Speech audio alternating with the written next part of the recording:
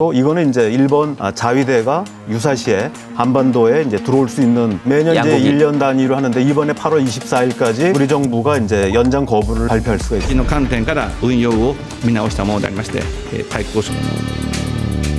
政府としては日韓関係が現在非常に厳しい状況にあるものの 한 입으로도 말한 거니 미친 거니 이제 와서 딴소리야. 저희들이 하고 싶은 얘기는 노래 가사에 다 나가고 있습니다. 안보 전문가 조성열 국가안보전략연구원 자문연구위원과 한번 이야기를 좀 나눠보도록. 이게 지소미아 그러는데 저희들한테 이게 지켜볼 때는 안다고 생각하고 이야기하는 것 같은데요. 한일 군사 정보 보호 협정이 이 맞는 표현이죠.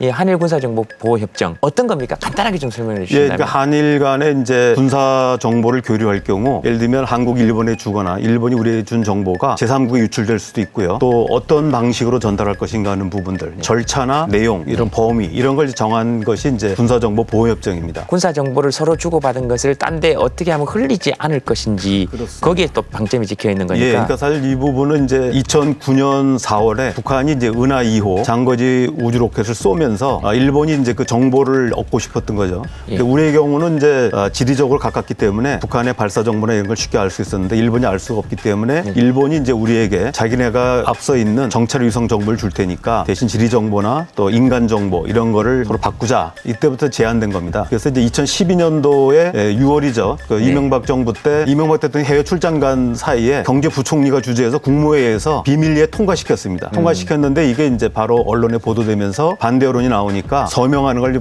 취소했거든요. 그래서 이제 2012년도에 일본의 요구에 의해서 했다가 취소됐고 2014년도에 이제 일본이 이제 그 우리 정부가 반대 여론이 세니까 미국을 껴서 한미일 정보보호 협정을 이제 MOU를 이제 체결했습니다. 지금 그러니까 일본이 주로 요청을 다 한 것이죠, 이게. 예, 그렇습니다. 일본이 요청을 먼저 했고요. 예. 우리 정부가 이제 응했다가 나중에 이제 여론이 나빠지니까 일본이 다시 미국을 끼고 다시 압력이 들어온 것이죠. 네. 이게 역으로 보면 일본에서 받을 수 있는 정보는 지금 한미 동맹의 수준 하에서 미국에서도 다 받을 수 있는 거 아닙니까? 예, 그렇습니다. 일단 시간적으로 이제 우리가 바로 일본으로부터 받을 수 있는 것하고 예. 미국을 통해서 받는 거하고 약간의 이제 뭐 경로상의 문제는 있지만 시급하게 뭐 전쟁 위기가 발발하고 그런 게 아닌 상황에서는 사실 큰 차이는 없습니다. 한일 군사정보보호협정 사실은 정확한 표현은 연장 거부인 거죠, 이게? 예, 그렇습니다. 예, 연장 거부. 1년 동안 하다가 예. 매년 이제 양국이. 1년 단위로 하는데 이번에 8월 24일까지 우리 정부가 이제 연장 거부를 예. 발표할 수가 있습니다. 이게 만약 거부하면 어떤 일이 벌어집니까?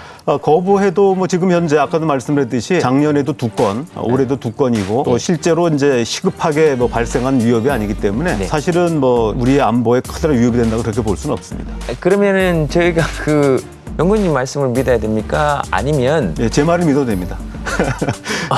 실제로 이제 우리가 이 부분은 아까 말씀드렸지만 이제 미군의 정찰 자산에 상당히 의존하는 부분이 있고요. 또 실제로 지리 정보라든지 휴민트라든지 그다음에 우리가 이제 금강 정찰기나 백두 정찰기를 통해서 영상 자료나 이런 부분들을 우리 또 독자적으로 확보하는 게 있거든요. 네. 그래서 다만 이제 이번에 났듯이 이제 북한이 장거리 미사일을 발사할 경우는 네. 지구가 둥글지 않습니까? 그리고 수평선 너머로 갈 때 네. 우리 측이 이제 포착하기 어려운 부분이 있습니다. 이런 부분들을 이제 일본 자위대 정보를 받는다고 하지만 사실 그 부분은 이제 미군의 정찰 정보 이런 부분을 가지고 그다음에 활용해 왔거든요. 그래서 뭐 저는 뭐 크게 뭐 타격을 받거나 그런 건 아니라고 생각합니다. 그때 지금 신문 보도나 이런 거 보면 이거 파기하면 아주 큰일 날 것처럼 이야기를 한다는 말이죠. 그러니까 지금 나경원 자유한국당 원내대표도 그렇게 얘기를 했네요.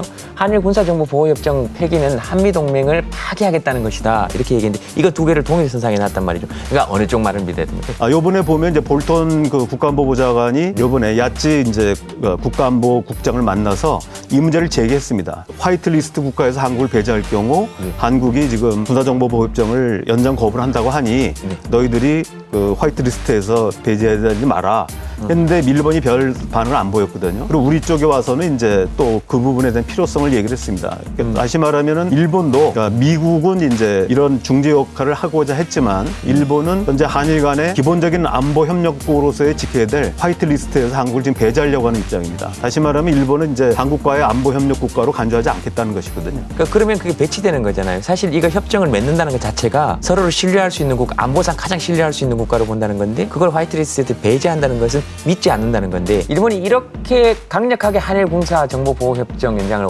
원하는 이유 지금 굉장히 자기들 나름대로 강하게 나오다가도 이 문제만 딱 걸리면 이거는 했으면 좋겠다라고 지금 이렇게 나온단 예, 말이죠. 그렇습니다. 그 이유가 뭡니까? 스가 관방장관이 역시 다 입장을 다시 밝혔는데요.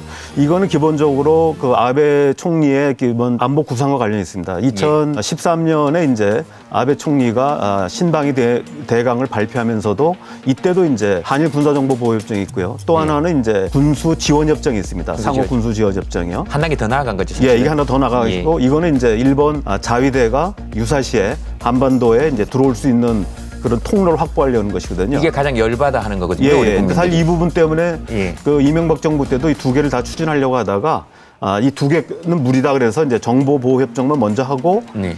상호 군수지원협정은 이제 뒤로 미뤘던 것이죠. 그러나 지금 이제 아베 총리는 두 개 다 하려고 하고 있고 특히 이제 2015년도에 평화안보법제라고 해서 일본이 그동안에는 집단적 자위권을 이제 인정하지 않았다가 네. 처음으로 제한적으로 인정하겠다라고 하는 이제 법제를 통과시켰거든요. 네. 여기 핵심 내용이 바로 한일 군사정보보호협정이고요. 그리고 이제 이것이 잘 되면 상호 군수 지원협정으로 넘어가려고 했던 것이 일본의 생각입니다. 주도권은 우리가 쥐고 있다고 봐도 무방한 겁니까? 그러니까 이 부분에 문제에 있어서? 대한 연장에 대한 주도권은? 필요성이나 주도권은 이제 우리가 쥐고 있는 게 맞습니다. 있나? 학벌, 그다음 지식, 그것도 문제가 되네. 얼굴, 다음 그만두겠습니다. 앵커 그만하겠습니다.